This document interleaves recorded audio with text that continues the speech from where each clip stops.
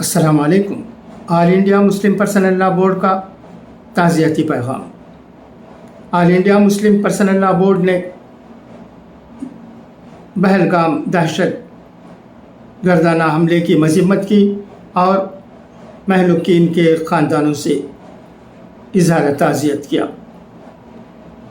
نئی دہلی، 23 اپریل 2025۔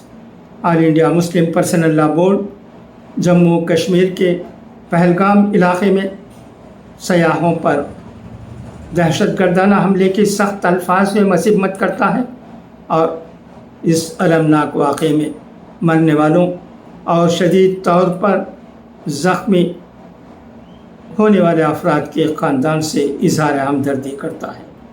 آل India Muslim personal لا board کے صدر مولانا خالد سیف اللہ رحمانی صاحب نے کل جموں و کشمیر کے پہلگام میں ہوئے دہشت گردانہ حملے کی سخت الفاظ میں مذمت کرتے ہوئے حکومت ہند سے مطالبہ کیا ہے کہ وہ جلد از جلد اس واقعے کی تحقیق کروائے اور ملوث افراد کے خلاف سخت کارروائی کرے۔ مولانا نے اس حادثے میں مرنے والے اور شدید طور پر زخمی ہونے والے افراد کے خاندانوں سے تعزیت کرتے ہوئے کہا کہ ہماری دلی ہمدردی آپ کے ساتھ ہے۔ ہم حکومت ہند سے مطالبہ کرتے ہیں کہ وہ اس واقعے کی جلد از جلد تحقیق کروائے اور ملوث پائے گئے افراد کے خلاف سخت کارروائی کرے۔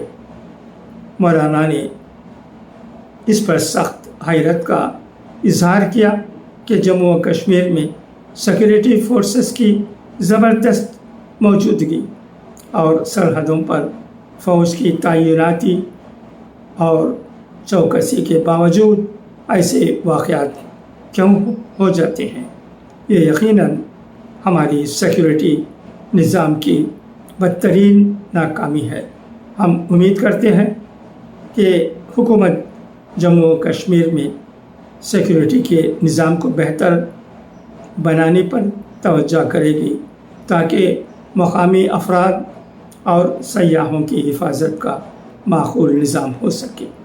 جاری کردہ ڈاکٹر محمد وقار الدین لطیفی، آفس سیکریٹری۔